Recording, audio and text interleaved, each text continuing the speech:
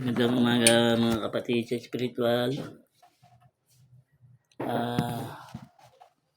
Meron tayo ng konting pag-aaral ng konting share ko sa inyo sa tungkol sa sa medalya ng San Miguel. Ito.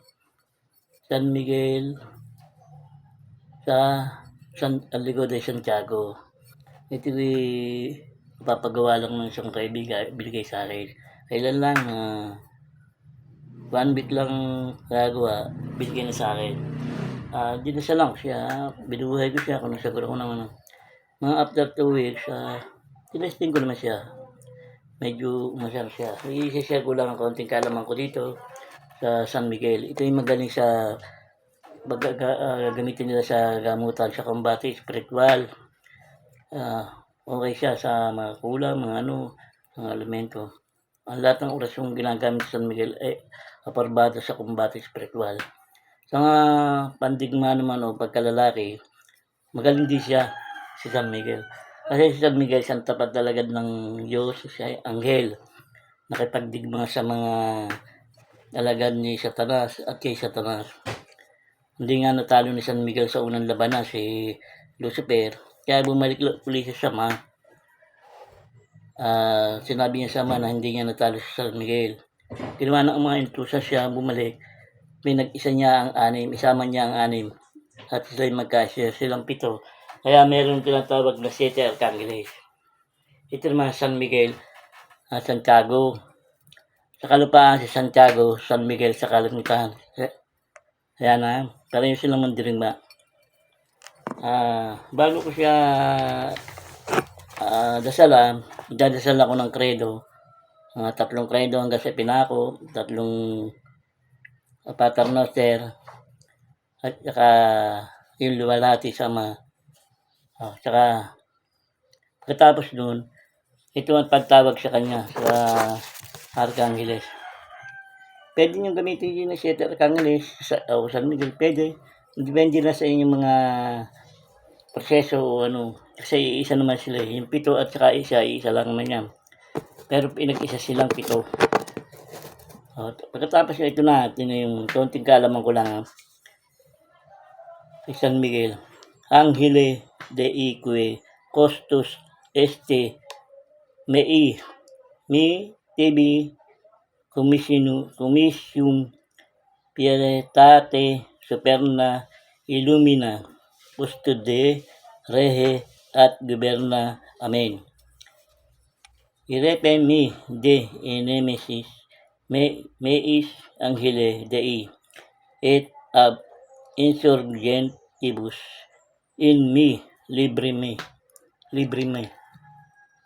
Tapos tatawagin niyo si San Miguel. Kung anong araw ngayon, o halimbawa kung anong araw ngayon, tawagin silang 7. Sa pangunguna ni Michael, Gabriel, Rafael, Uriel, Satiel, Judiel, Baracuel. Tapos yung mga sa sa Latin naman kung ano man, Salve Deus Vita, Asarca, Lasacte, Meus, e Tipani. Susunod nyo, Abitem, Ampilam Guam, Deus, Ampilam Guam, Viit Secus Deus, Omnipotent, Sempiterni, Deus, Nora, Veritas, Benegas, Mudiriam, Mitam, Pensu Amor, Persu wa Amor, Hum. Tapos 3 beses babanggitin siya. Isunod nyo na yung poder niya sa poder ng 7 Arkangeles. Yung mata, mihi, inova, tak, estak, enatak, kurmak. Tapos yung lihim na pangalan niya, Ahehuahiya. Tapos yung susi ng San Miguel. Babagating nyo. Tibabilis lang banggit sa San Miguel. Para kung nasa panganib ko o naman, banggitin mo rin siya kahit yung susi na lang.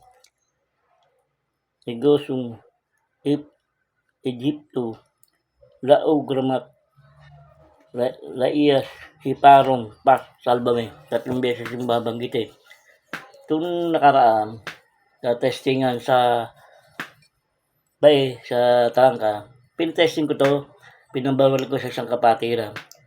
sentado. Tinamaan siya dito, sa gitna. Ha? Tinamaan siya. Akala ko butas siya eh. Pero ayan, wala man lang siyang gas-gas. Namuti nga lang siya. Siguro sa tama ng pulbura. Yan. Talsik siya eh. Pero wala siyang gas-gas, wala siyang butas. Yung sa San Miguel. Meron kasi mga oras yun na ginagamit ako rito. I-share ko na rin sa inyo para yung mga naghahawak ng San Miguel, meron silang konting ideya. Pero nirespeto ko ang mga kanilang kaalaman tungkol sa San Miguel. Ako i-share ko lang sa inyo kasi ito lang konting kong kaalaman. Si San Miguel, yung binanggit ko sa kabal niya, yung Erem Igos yung Martabar, Wait Sikot Deus et Duaram, Kabaltug, Digdug, Bakal, Balaramat, Kabal, Sabalat, Balapataling.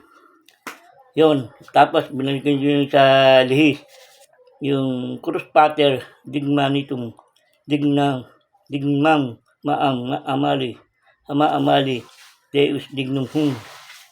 Tapos sa yung marami kasing palipas, di pinuputukan, yung Abistilio, Abistante, Cruz de Magnum Akram, et Pardisyonan. Lahat yan ay babanggitin nyo ng 3 beses. Tapong aum, mukurum, helentis, atarab, heyum, herecum, Christum hum, et Domini Deus, decum purabit, bakalaramat, pardum diumi. 3 beses niya ibubulong to. Ayan. Pati yung kay Santiago, kung alin man iharap nila, merong kung alin man ang umaser ay yung napaobra nyo, kung ba sa kabal, sa putukan, hindi sa tamahan ng bala, okay na yon. Ngayon kasi hindi mo ba sa bala, gamitin nyo sa gamutan. Ganun lang yun. Ang ginagamit sa gamutan ng mga orasyon ay hindi nyo na pwedeng gamitin sa bala. Iba ang pag napandar nyo orasyon sa spiritual o naman, spiritual yun. Pero pag napandar nyo sa bala o patalim, kasi ang bala at patalim walang espiritu. Live, amulet na mapatay ng isang tao o kaya yung itak, wala siyang espiritu. Kaya magaling ang orasyon na ginagamit nyo kapag napaabram nyo sa bala, sa patalim. Magaling din sa spiritual. Mga kapatid, kaunti kong akalaman sa San Miguel, sinishare ko lang sa inyo. Yung inyong kalaman sa San Miguel, nirespeto ko. Yung akin lang ay share ko lang sa mga kapwa ko, antingero, manggagamot sa buong Pilipinas. Shout out sa inyo lahat, mga kapatid. Luzon, Visayas, Mindanao. Gandang umaga po sa inyo lahat.